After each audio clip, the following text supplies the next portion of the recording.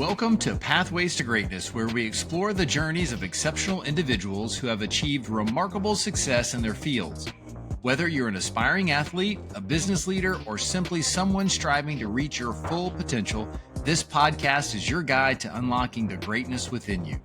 Join us as we dive into inspiring stories, practical strategies, and the mindset shifts that can transform your path to greatness. Let's embark on this journey together. Unleash your potential with Concrete Consulting. Are you a student athlete striving for greatness? Do you want to enhance your mental performance and elevate your game? At Concrete, we specialize in mental performance and success coaching tailored for student athletes, parents, and coaches. Our expert coaches provide personalized strategies to boost confidence, improve focus, and achieve your goals both on and off the field. Don't just play the game, conquer it. Visit concreteconsulting.com and schedule your free consultation today. Take the first step towards success. Hey, welcome back to the Pathways to Greatness podcast. It's me, Jeff Forrester, your host. And on today's show, Eric Mitchell joins me, and we have a really good conversation. And what we talk about right when we get started was how we met. And we met through a mutual friend, Scott Ramage, and he made the connection. And therefore, we had a conversation, and which led to us wanting to have a conversation and record it so you could benefit from it as well. So first, thank you, Scott. If you listen to this, I greatly appreciate you thinking of me, especially when you have somebody of the caliber of Eric that we would connect and have something in common. It was a great conversation. He talks about making a big life pivot, actually two big life pivots at the age of 57, one of which is his choice to change careers.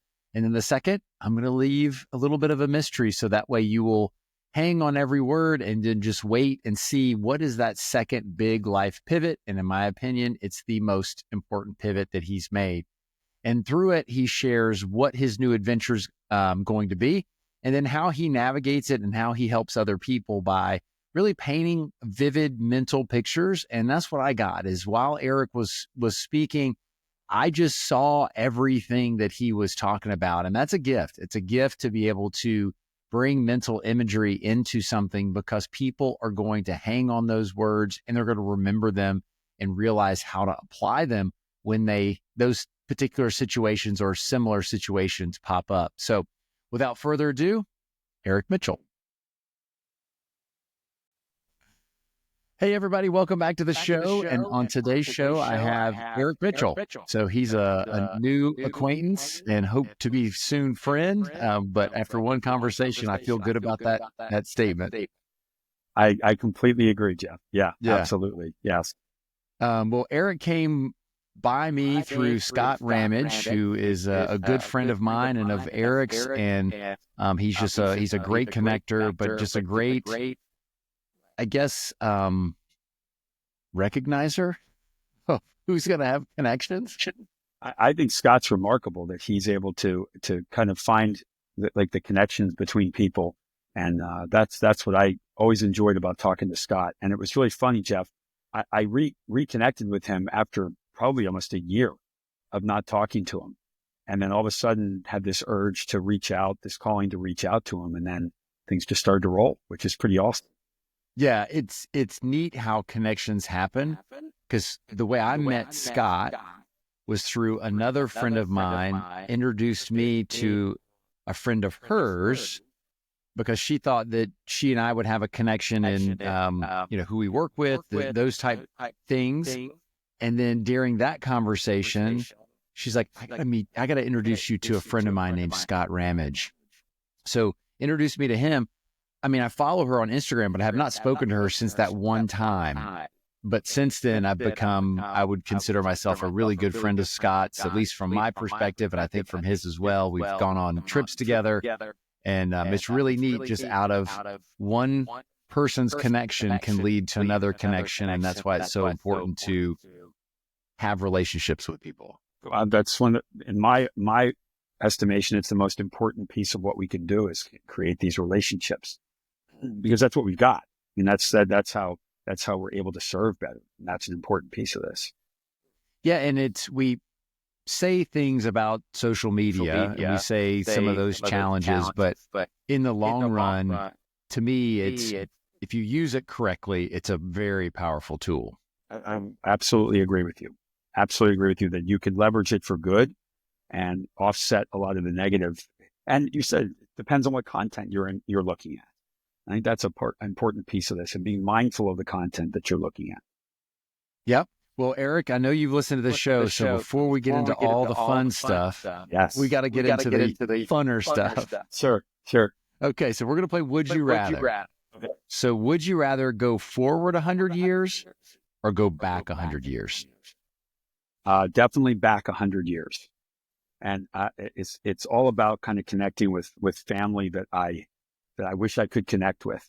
And also, back 100 years to see my father's family, who we don't know a whole lot about. And I'd love to learn about them and experience them. And by the way, my original major was military history and international relations at Juniata College. So I studied a lot about history. So for me to go back 100 years would be, I think, a remarkable kind of looking at what history looks like, and then having the vantage point of knowing now and going back 100 years and seeing the transformation that society's gone through. But really it's diving into sitting down with family that I never got to meet and being able to experience that. So yeah, go back 100 years for sure. Yeah. It's fascinating. When you were talking, one of the things that came to my mind was the idea of how accurate is the historical accounts that we have to really what happened, and was there any type of, I guess, interpretation that has transpired over the years? Changed dramatically. I'm sure the interpretations change for sure. So, yeah. So like the telephone game. Yes, okay. Yes. So would you rather always know the right answer or make the right decision? I would rather make the right decision, because I think within the decision-making process, we're supposed to have those chances that, we didn't have the right answer. Because what is the right answer? If we're being guided by what God is wanting us to do, we're going to make decisions with necessarily not the right answer in our mind. So the right answer is nebulous, I think. I think it's making the right decisions in your mind at that time, and it might not be the decision that's going to benefit you right in the immediacy of life, but it may change as you're going along. I like the idea that it's decision making that's important in the moment, and knowing the right answer. What is the right answer? That's the question that ends up being, what really is it? So yeah, I think it's making decisions. Yeah, there's two things to that. One is somebody said nobody likes to know it all. So if you know the right answer, I like that one. I thought that was good. And when you were talking through that, I started thinking, and one thing that I want to draw the audience's attention to was the idea that you make a decision today and it doesn't feel like the right decision today, but you look back 10 years later and it was 100% the right decision. So it gives me pause to think through, is that just because you think, well, I had this power to always make the right decision, and today you may not think you did, you just have to be patient. Well, I think this is another good point. So with all the athletes I've worked with, and now going into the entrepreneurial world of working with high-powered executives and high-powered coaches as well, we always tell this story of the three frogs on a log overlooking a raging river. And we say that one frog makes a decision to jump in. How many frogs are left? And people are going, no, there's two. And you'll say, think about what I just said. They made a decision to jump in. How many are left? And decision doesn't mean necessarily action. So we can say we're going to make a decision, but we've got to take action on the decisions that we make. Whether in the end, like you said, right or wrong, we're still making a decision. And if you have to make that decision, but if you sit and just decide to do something, there's the possibility you do nothing, which is a serious issue. And that's where I'm saying even young athletes, as young as 7 that we've worked with, to professional athletes, to this new realm I'm jumping into with the adults and kind of high performing adults, that, they're struggling with the idea of taking action. Yeah. And you bring up a really good point, is that we have to start somewhere. And the athlete, they all start worse off than they end up. For sure. And the other thing is, And you may have heard, have you heard of the J curve? Oh yeah. So talk to people about, with the statement that you made about looking to start somewhere and to move forward, like where does the J curve work into like your thought process and philosophy? Yeah, I mean, I think that it's if they start somewhere, they're going to have bumps and they're going to have kind of mountains and hills they have to overcome to go through that. So it's not a straight line. It's certainly not linear. So it's going to be all over the place as to what those decisions make. So give me your idea of what you think, where you think that falls, and then I can kind of expand on that. Sure. So for the audience, just in case they're not familiar with the J curve, if you draw a J, and we'll use golf as a good example, is you start at one point, which is the tip of the leg of the front side of the J. That's where you are. That's where you live, and you're okay with it, but you want to get better. Well, usually when you start working on your swing or working, and I'm not a golfer, by the way, but I have tried to take lessons, you get worse before you get better. And that's that J part, is that you just have to fight through, because so many people start to go down. And when they see that they're doing worse than they did before they even started, they just go back to what they knew, versus if they just push through that bottom loop, they'll soon cross over where they were, and then they'll end up going further than they thought they would. So yeah, and that's where I think, yeah, in kind of relating that back, is that it's not linear in fashion. And so for me, and that's the frustration that a lot of people have, is like, as you said, is that they might not even get started. They may not even take the swing. Actually, they'll look at it and say, that's impossible. There's no way I can do that. But then again, it's fighting through that adversity and the fact that it's not linear and it's going to go, and it could be in a J. Actually, it could go in a lot of different directions for sure. So it's not just the J curve. You could actually add different letters of the alphabet to it to kind of express it like that. I always look at it like my last name, Mitchell, with an M. And I always think it's kind of that M going up and down. There's all sorts of different variables.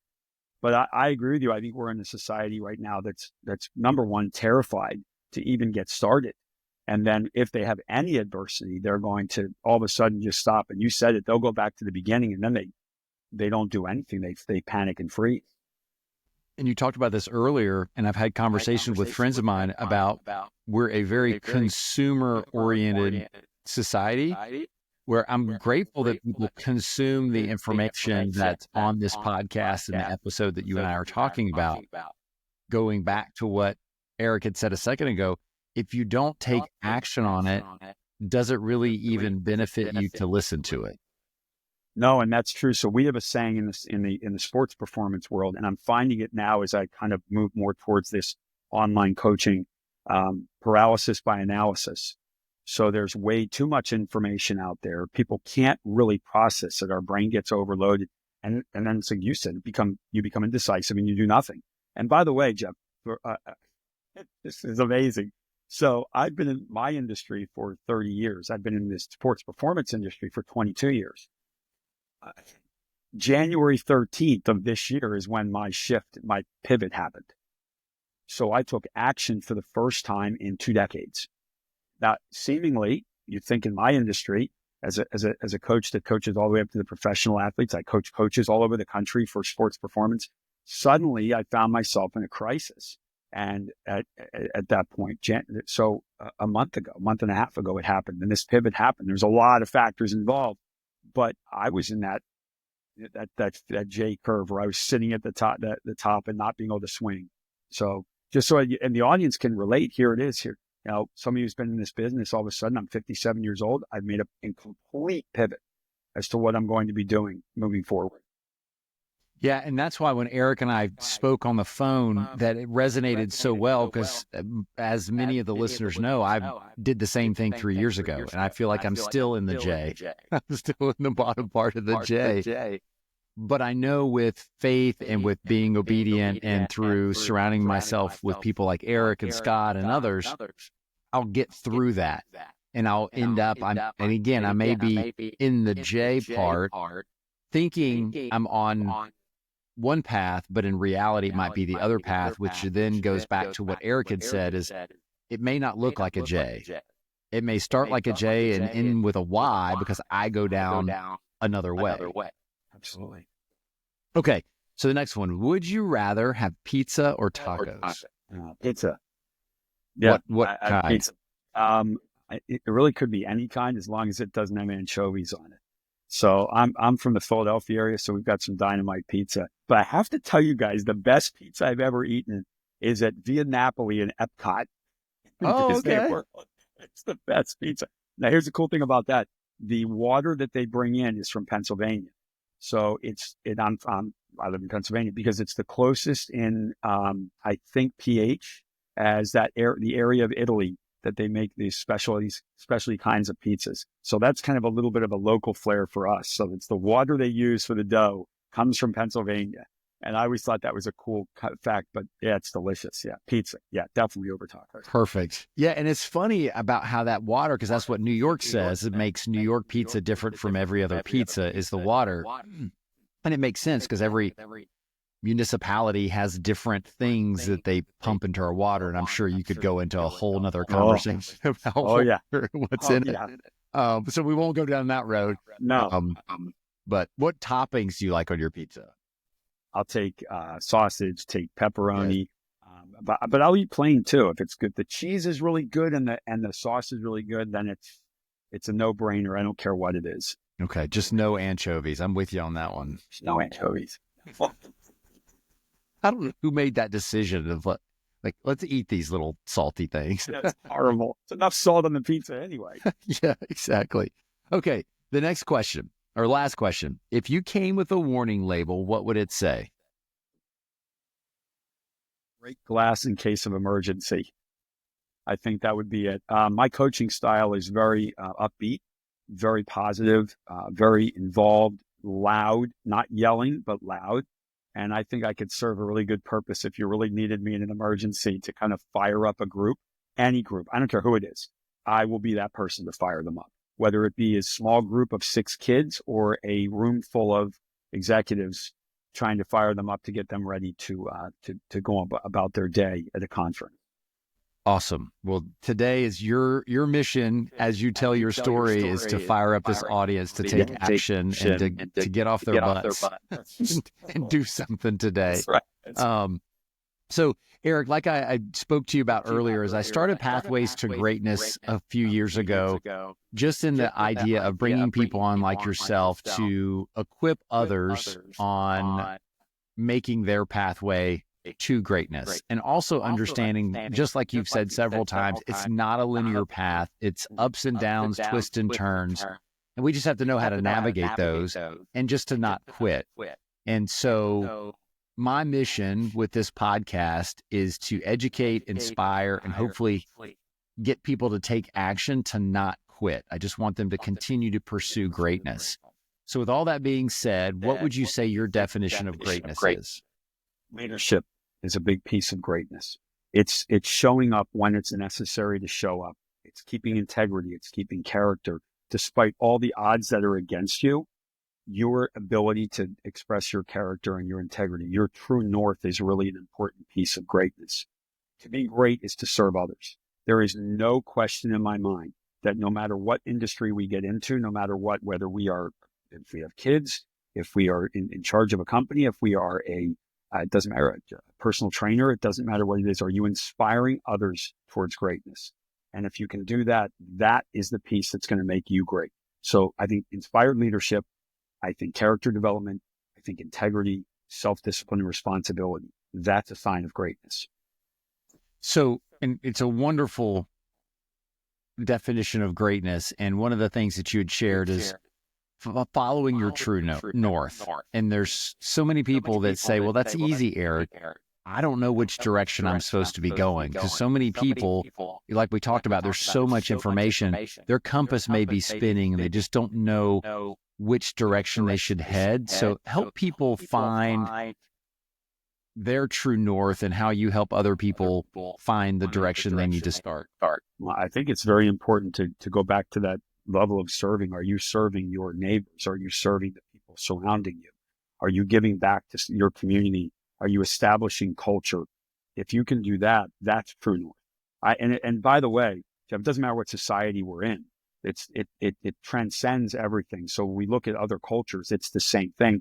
the job of the older population is to make sure that the younger population was better than they were before, especially in their character. So I'm a firm believer in I'm a big believer in storytelling. And I think when you tell stories that you can express culture and how to point people into greatness, but also keeping them in understanding that there's a vulnerability to it as well. It's okay that things don't go the way that you want them to. That's actually a pathway to greatness. That it's one of the key foundations of not just sports performance, but life in general, is making sure that you're expressing to people that if you honestly serve outside of your own comfort zones, maybe that's a true sign that you're establishing greatness in spite of fear and adversity. Yeah, and I'll challenge the audience based on something that Eric just shared is get outside of your comfort zone in serving other people. And I had a gentleman on the podcast a couple of weeks ago, and then I made a post about it, is you'll never know what greatness is, or you'll never know what your potential is if you never take a risk. If you don't do something that, like this, building a house for Habitat for Humanity, I don't know how to hold a hammer. They don't care. Imagine what you can get if you go, because they need other things as well. Is just put yourself out there to serve, like you said, is be that good neighbor. Great. And imagine if more people just took one small little step to make a decision to serve someone outside of their comfort zone, what this place would look like. Well, I'm finding that I think people are afraid. I think there's a tremendous amount of fear that's going on in the world about even serving. I think it's exactly what you said, is people are so worried about, their kind of their day-to-day lives, what's happening on social media, what their kids are doing, that they often forget where they are in the equation. And how do they make lives better? I think fear is a really, really scary, I said scary. Fear is a really scary piece of our character flaws that we've got, because then it leads to what I say, fear leads to anxiety, to frustration, and then to depression. And then you become immobile and you can't really do anything. How could you serve your family if you can't serve yourself? And that's, to me, what you shared is the definition of courage, is doing something in spite of the fear that you have of doing it. Absolutely. No question about it. And I know Eric's going to talk about that, because his story is full of courage, because it's scary when you make a pivot. And I'm 52, so I can 100% relate, as so many people think that now's when we're supposed to be on cruise control. We're supposed to have done all of our work. We've passed our earning prime, that 35 to 50, and now it's supposed to be winding down. And Eric has decided to do just the opposite, to take courage and to step into that. So I would really appreciate, because I want to know more about you, is give the audience more of your foundational background, and then you can be as specific as you want to be of what made that decision on January 13th to make that pivot. Well, so my background was originally, I said, I was a military history and international relations major in college. In the late 80s, was going to be a Marine Corps officer. That was the goal. Things got derailed. And as crazy as it sounds, because I played multiple sports in college, I pivoted to personal training and kind of cut my teeth in the Nautilus world, and eventually moved on to opening my own sports performance program. And this is interesting, Jeff. I was linked up, and I was very blessed and very lucky, with a tennis pro that within a week of me opening my business, I was down in Florida training professional tennis players. Had no clue what I was doing, no idea what was happening, and was eventually approached by the Philadelphia Inquirer magazine, their fitness division, and I had an article written about my company. And it was so funny. If you don't mind me sharing this story, I was in my Chevy Blazer driving when the editor called me. Now, I want everybody to picture this. This is 1996. I had Singular Wireless, was the cell phone company. You had to open the thing, pull the antenna up. The charge lasted for 5 seconds. But he called me and said, I want to do an interview with you. Can you meet me at Haverford College in 45 minutes? And it's a small liberal arts school outside of Philly. And I said, sure, let's do an interview, because he wanted to talk about my company. Well, I didn't have a company. So I made it up on the way to the interview. And I called it Progressive Speed Training, and things took off. And then all of a sudden in 2005, I was approached by a gentleman named Bill Parisi to open a Parisi Speed School. And I had some business partners, which that's another aspect I want to talk to the audience about, picking the right partners. And I didn't. And we opened up a speed school and have been part of the Parisi system since '05. Because I want to circle back to that, what Parisi is. It's a sports performance programming system that's worldwide, that's designed to train youth athletes all the way to professional athletes. I've been, again, pretty blessed where I've trained NFL Combine guys, world-class tennis players, Olympic sprinters, everything like that. The bread and butter, of course, are the kids. And that's the key. But I want to tell everybody this, and it was something that Jeff touched on, that when you look at where we are age-wise, I became a part of Parisi at 35 years old, became a master coach in 2014. I travel around the country coaching coaches. The most important piece, I think, is not the drills. It's not the training we're giving. It's the coaching style, the art of coaching. Are you reaching with your core values? Are you reaching with your core values? The core mission that the company has to match with the core mission of the coach. That, to me, is the most important part of coaching, because you're prepping people to be better citizens in the community. Now, I could tell you, we could sit here for 4 hours talking about sports performance. The pivot. So I have a son, a 15-year-old son who I have full custody of. I gained full custody of Cole when he was, it's 3 years now, 3 years in August. Been in a long-term relationship with my girlfriend, Karen, and things started to break down. I just want to say this too. Karen is absolutely the inspiration for kind of everything I'm doing right now, literally the inspiration. And we're working through things. I can share that, be vulnerable about that. We're working through things to grow things again. But January 13th, we kind of had a break, and it made me sit back, Jeff, and really start to evaluate what's important. What are my priorities? Where am I going with this? What am I doing? And I was always told, Eric, God gave you a gift to speak. God gave you a gift to speak. He gave you a gift to be around people, to help them understand themselves better, their culture better. How do they get people to believe in themselves and have confidence? And I literally started journaling. Hadn't talked to Karen for weeks at that point, with journaling. And February 15th, so everybody knows it, 4:30 a.m., I snapped awake and I said, I got to take Jesus in my heart. So it's the first time at 57 years old, coming from an interesting background. Mom's side of the family is Jewish. Dad's side of the family, we're Baptist. And I kind of got a taste of everything, but religion was not an important piece of my upbringing. Which, as I did this, I jumped on a church that's in Charlotte, North Carolina's website, and I took the prayer, and I'm looking to get baptized down there in May. So for me, it was a diametric change in my entire life. Be able to accept God into my heart changed my perspective. So when you brought up that about the shift, and that all of a sudden at 57, you're going, wow, the prime earning years. For me, I no longer believe that. I'm looking at this and going, okay, here's the pivot. I literally have built an online coaching course, and it's not to coach people's physical ability. Although if they ask me about it, I'll tell them. I mean, I've been doing that for a long time, but it's more about the mindset. It's more about, do they see, I call it the tsunami effect, Jeff. So that that tsunami start as small ripples that propagate out away from the center of a disturbance. And you don't even notice it. You don't even see it until it comes to more shallow water. And all of a sudden the water becomes horribly destructive. And not just one, but several waves in the tsunami train hit. And I've linked them to that fear, anxiety, frustration, and depression. And if you don't pay attention to the small ripples when they are small, it's going to cause devastating reactions to your health, your family, your career. So all that earning potential is going to be wiped out. All those family times are going to be wiped out, and your health is going to be wiped out.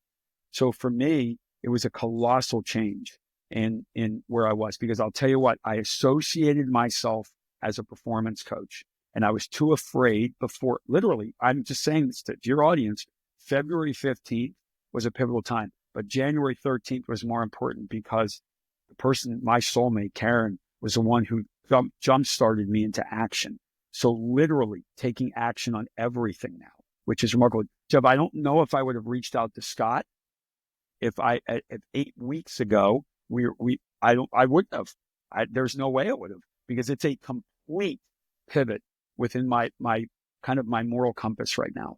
And I love it. It's, I would say when people say, well, everything's going to be challenging and you're going to have these challenges, but if you're settled in your direction and you're hearing God's words and you're praying and you're cycling through it, the negative talk starts to roll away. And that's what I've seen. And so for me, I'm even a better coach as a result of it. I had my best training session with our elite level athletes last night that I've had in years. So for me, in a nutshell, that's where I am. Yeah. And thank you so much for giving the audience that recap, and myself, is because there's a lot in there. There's so much in there that is all good. And while you were talking right at the end, I was thinking it went back to that second question I asked is, would you rather always know the right answer or always make the right decision? And your statement was, is sometimes you decide to do something today and you don't know if it's right, but later on you look back and you see that. I'm sure at that moment of January 13th, you were like, I don't know if this is the right decision. But then once you hit February 15th, then you realized, okay, I'm now putting the pieces back together. And as a history manager, you're able to go back and reflect and really see the impact of each point in history along the timeline. Well, can I say this too, Jeff? It's like there's a level of calm that I wouldn't have had before. I was incredibly reactionary to everything, and by the way, people didn't know that until they knew me. So if you talk to some coaches, they'd be like, "Oh my gosh, Eric is this and does this really well," but they didn't know my vulnerabilities, and they didn't know where I was and my sometimes lack of discipline or procrastination. But now, it's hard to explain. It's a calmness about everything. With my son, as patient, I'm looking at it as God's plan with Karen. That's God's plan. It might not be what I like right now, but we're regrowing and rebuilding a foundation. I'll tell you why, because I made the commitment to grow my foundation. Because if you don't grow your foundation, it doesn't matter what you're in your industry, in your wherever you are in your life. It could be 100 years old and make that change, but it's foundational. It's profound, the change that happens, that you can enact. And by the way, I really believe that it's going to make me a better parent, better coach, better partner, whatever that might be, to recognize that in myself now. That's been an incredibly emotional experience since that day. Oh, I'm sure it has. And one of the things that I also want to bring people's attention back to is really day one, when you talked about, you made that decision to be a trainer. You had all this history, you made a decision, and then out of the blue, less than a week later, a tennis player reaches out, and next thing you know is now momentum starts. What was the relationship with that tennis player for them to reach out to you within a week of starting your business? Yeah, so it was a connection with a tennis coach that they had. I had been doing some personal training for that specific tennis coach. This tennis pro in this area is very dialed into the tennis world. And I mean, Jeff, I can tell you, it was so fast. It was such a quick turnaround where all of a sudden, because of the skill set I had presented to him. And by the way, back then, sports performance didn't really exist.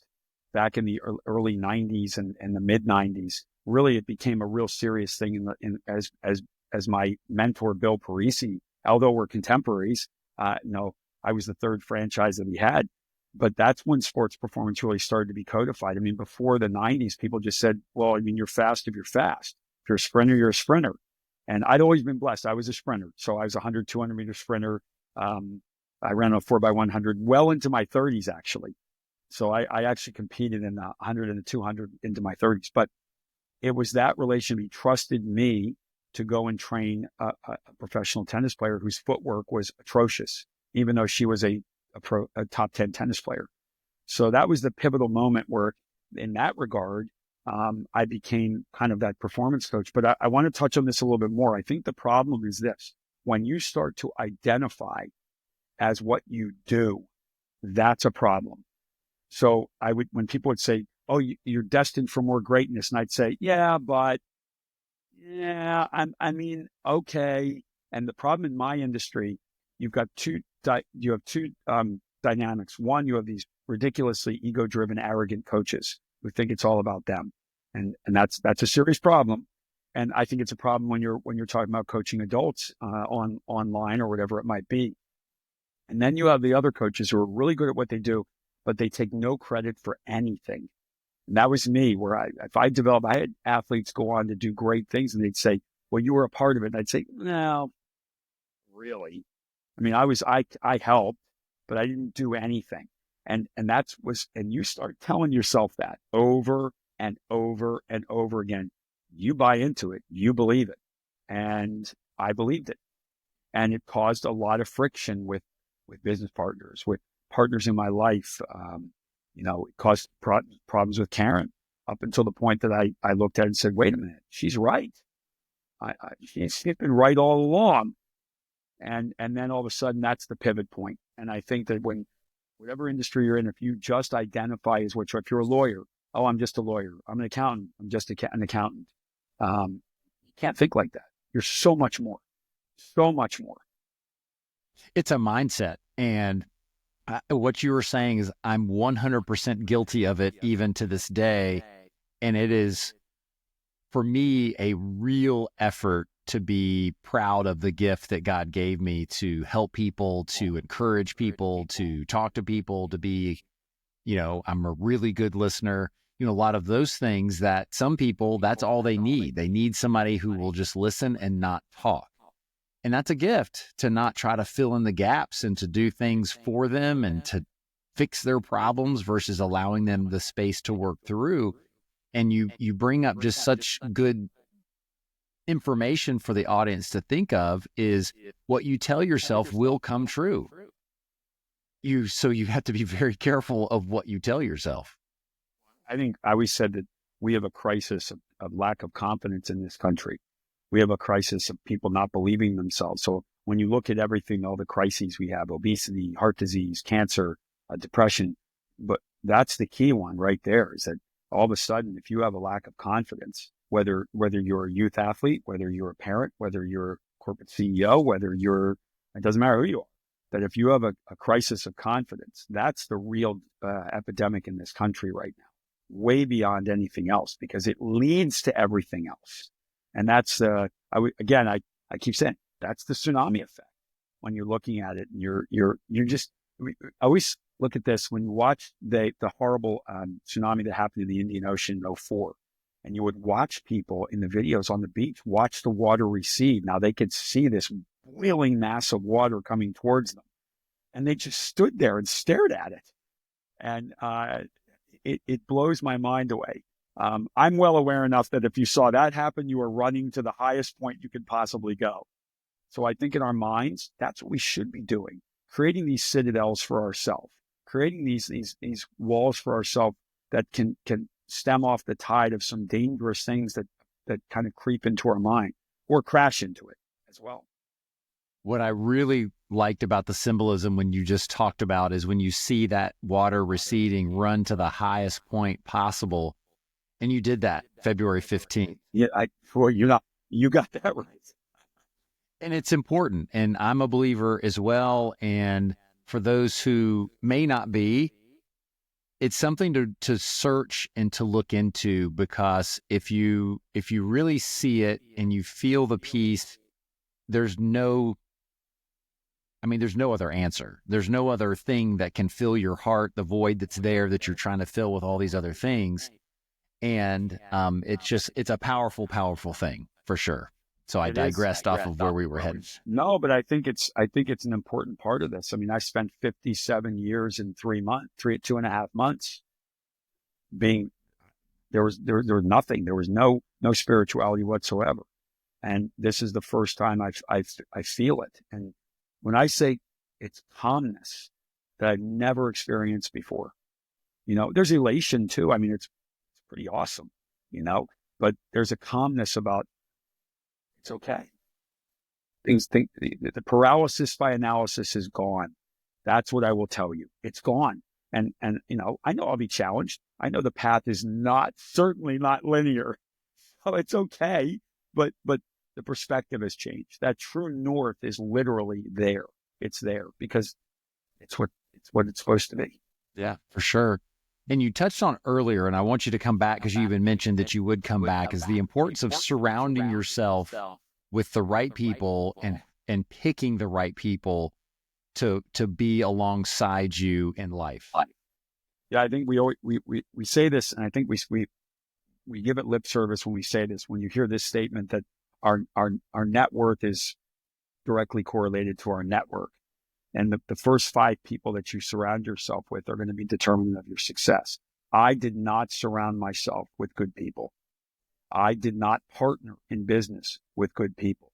And it's very interesting that after I had 3 iterations of business partners in my speed schools, and I was always the last man standing. And I was always the one holding the basket for the tax issues, if we had any, and all this, because I was the only honest one that was there.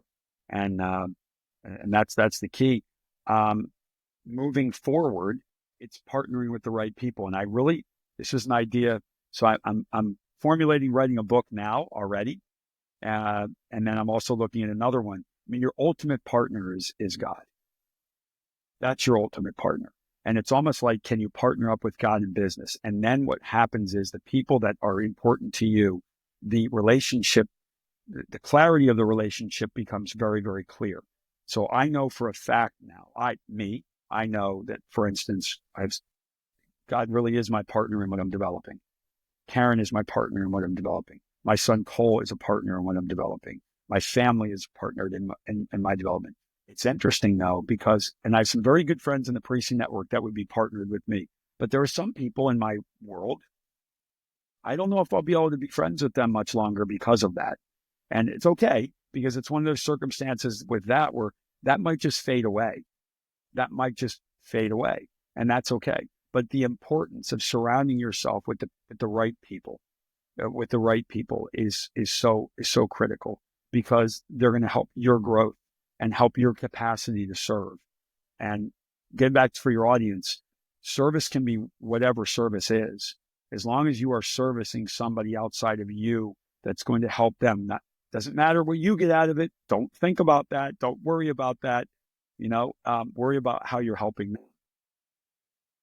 Yeah, and one of the things that you had shared, because I've gone through everything that you're talking about, is especially when you start to follow your faith and you put more things into that, the Bible even says that you will have people close to you that go away. Mothers will lose sons, brothers will lose fathers, all that, which is extremely painful here. And what I'll just give everyone is keep your heart right, like Eric had said, and genuine in serving people, and base everything out of love. And what you'll see is those people that are freaked out by what you're doing and how nice you are now and how accepting and how serving you want to be, it freaks a lot of people out and it will repel them. But what I'm seeing is people come back because they say, you know what? You're the only genuine person that I've seen. I've gone this way and I've thought these were my friends, and then I realized they weren't. And then you start to see these full circles. And I have plenty of examples in my life, and you talked about it, and it's okay. I didn't hate them for leaving my life. Was I a little freaked out, and my ego was probably a little hurt? And like, well, why don't, what did I do? I didn't do anything. I just asked them if I could pray for them. And then it freaked them out. But that was the devil coming in with the ego and saying, well, who are they to do that? And it's like, you know what? It happened to Jesus a lot. A lot.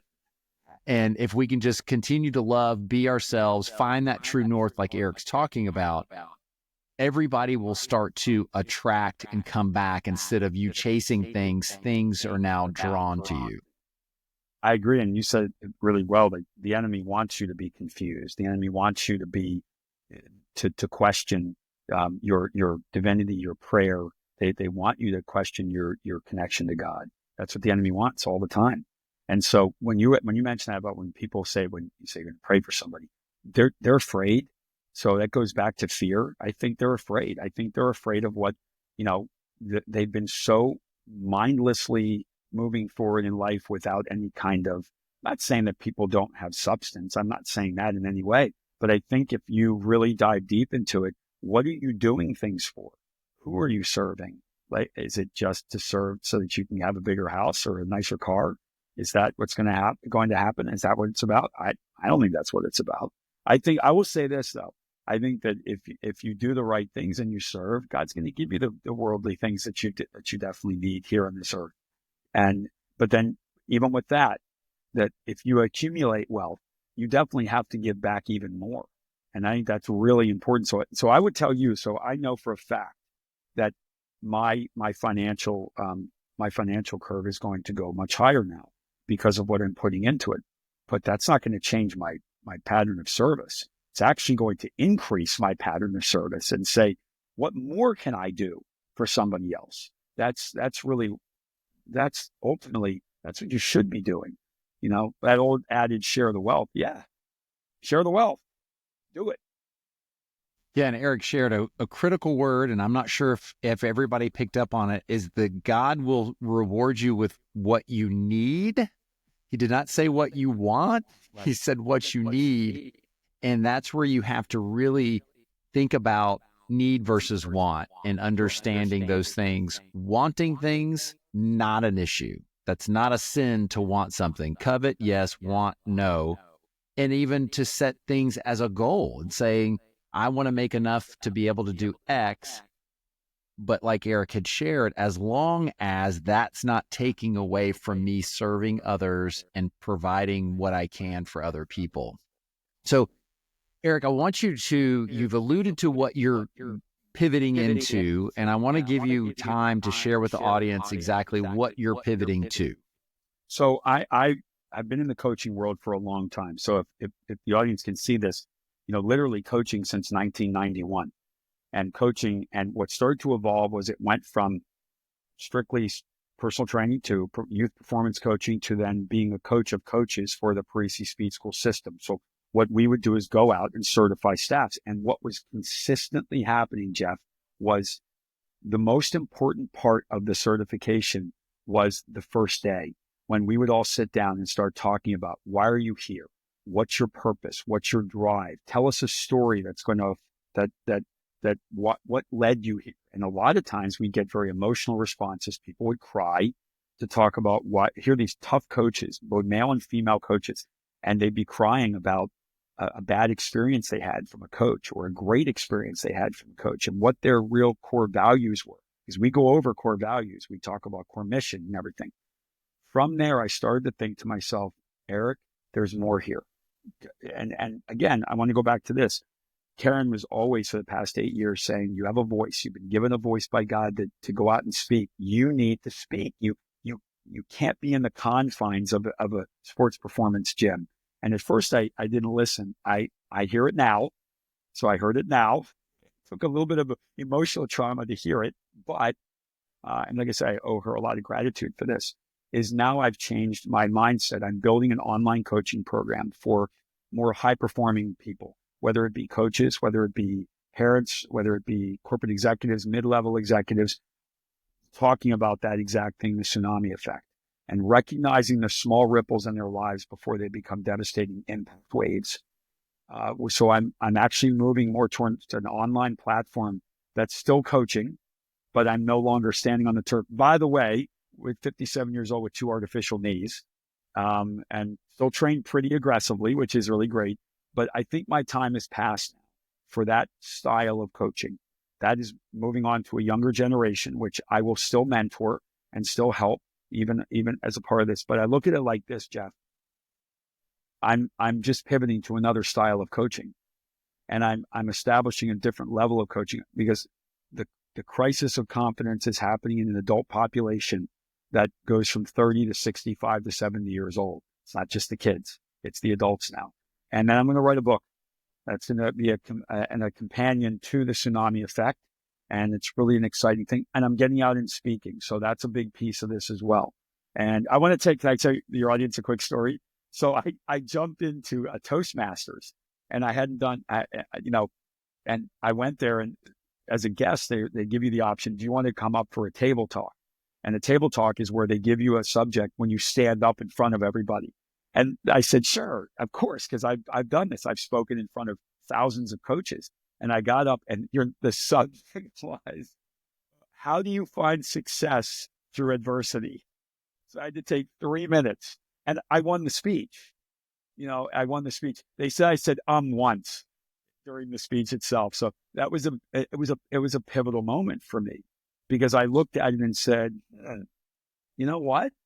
I can do this. I can go forward with this. So the pivot's still coaching, but just the style has changed. And again, I think the fate really changed everything, because I don't know if you, again, even let's go back to January 1st.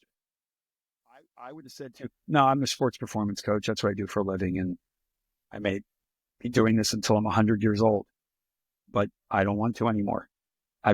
God's told me something different, and it's time to go, time to move forward. Yeah. And you'll see the impact that increases because of this pivot, where we always question why. And now you're able to help people that will help other people with that specific focus. And that's great. One of the other things that you had shared that I want people to really understand is you talked about your 2 knees, and you still train, pretty vigorously. It all started because you were in good shape. Yes. And so therefore, when adversity hit of having to have 2 knees, your rehab didn't take as long as somebody who had been sedentary forever, has 2 knees, and then shifts to something else. So that should be a lesson for all of us, is never stop working on your foundation, because when obstacles and trauma happen, you're going to be able to rebound much quicker. There's no doubt about that. And it's exactly what you said. When when the first knee was done, I was 8 months ahead of schedule once I got really rolling on my rehab and everything like that. I have to be mindful of certain things now, but I mean, this morning I was boxing. So, I mean, that's something that I can still do at my age. I'm able to do so. The one unfortunate thing is, I had such a passion as a sprinter, because I loved the speed of coming off the turn in the 200.